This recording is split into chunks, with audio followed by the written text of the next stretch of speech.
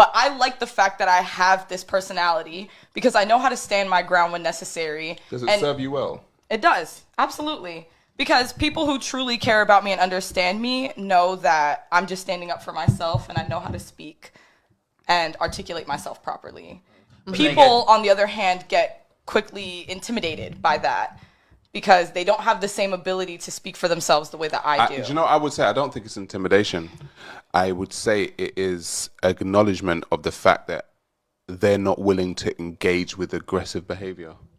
And so a lot of the time... So that is intimidation. No. It's not. It's actually smart. It's a wise decision. It's actually a wise decision. So it's like if somebody keeps bringing aggressive behavior to me, as a man, I would say, I have to make a decision as to whether or not I am going to deal with that. And I'll be like, you know what, 9 times out of 10, especially if it comes from a woman, I ain't willing to deal with it. But here's the thing, but the thing is, on your side, you may see that as me being intimidated by you. I'm just saying, listen, I hear you're aggressive and I can see you're aggressive, but you know what? Go give that to someone else. There is an issue. I ain't got time for it. There is an issue. So what's funny about this, I recently had a conversation with a woman about this, about how she really believes that a lot of men are intimidated by women. And I know a lot of women like to use that kind of language, like, he's intimidated me. They can't take all this. They can't deal with all this. And the reality is they're not intimidated.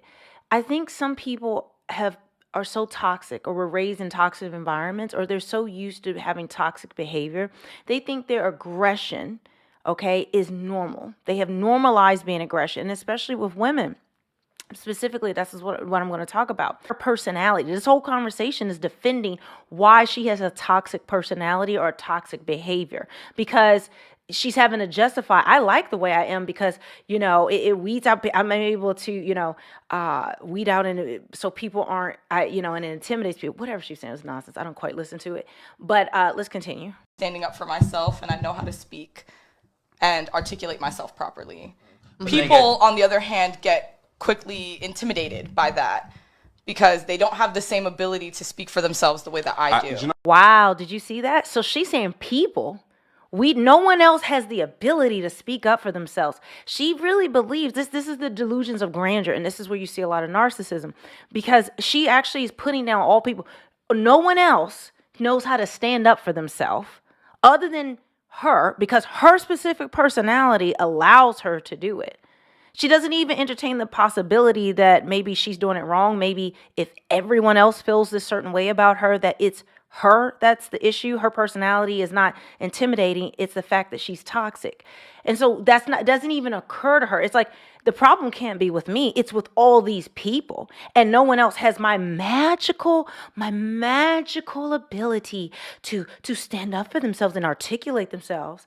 This is what she's saying, essentially. She knows it's cap, but she has to stay on code, because to pop the bubble, it means that you're going to have to face yourself, look in the mirror, say, this is what's wrong with me. I mean, the fact that you really think that anybody, who is intimidated by you, sis? We don't know you. We don't care to know you. Like, what about you is intimidating? Like really think of it.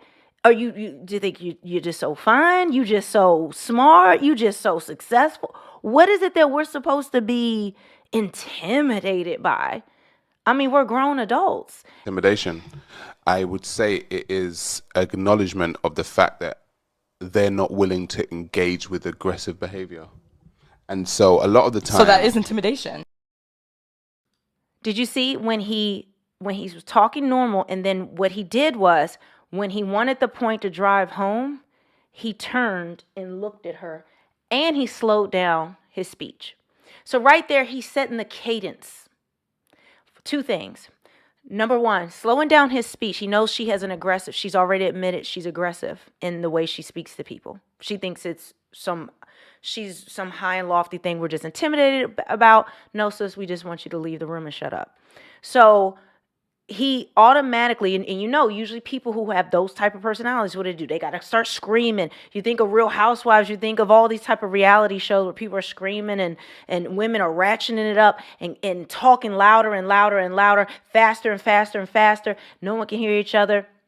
And soon they're just yelling across the room. There's nothing focused. So what he did was he slowed the cadence down when he knew he was going to hit her with something she wouldn't want to hear, or that she was going to deny. Okay, so it's very important to pick this up. And then what did he do? Number two, he set the tone right there. He set the tone. He wasn't going to allow her to dominate that conversation. He wasn't going to speak in her same cadence, in her same tone. He was speaking faster. He lowered his voice and started speaking slower. That's number one. Number two, he turned and looked her in the eye because he wanted to show, I'm not intimidated by you. There's nothing about you that I feel fearful, unsure of myself about. In fact, I'm sure about you. And what you're saying is cap. And so this is a man who's exuding extreme confidence. So this is a man who, by doing that, this is an alpha presence right away. Okay? Especially speaking to a woman. And as you can see, it has a great effect on her. You can see her almost shrink away as they continue. But I think a lot of people don't take note of that, but I noticed this right away. No. It's not. It's actually smart. a wise decision. It's actually a wise decision. So it's like, if somebody keeps bringing aggressive behavior to me, as a man, I would say, I have to make a decision as to whether or not I am going to deal with that. And I'll be like, you know what, 9 times out of 10, especially if it comes from a woman, I ain't willing to deal with it. But here's the thing. Okay, so you see how when he started talking, did you see that nod of agreement, that subconscious nod of agreement? She knows what he's saying is correct when it comes specifically to him. She knows that that's right. So she told on herself right there, she just admitted through her actions that was cap. Now, this is cognitive dissonance. It's where you can have two opposing thoughts at the same time. You know what is right, you know what's truthful, but you've been living this lie and you've told yourself this lie so long, you sold yourself this lie. You have to fight back. As you can see, though, she's not ratcheting up her tone, her behavior, none of that. She's actually, letting him speak, and then she's about to do her comeback, but she has to. That's part of the program, and that's part of where she is. But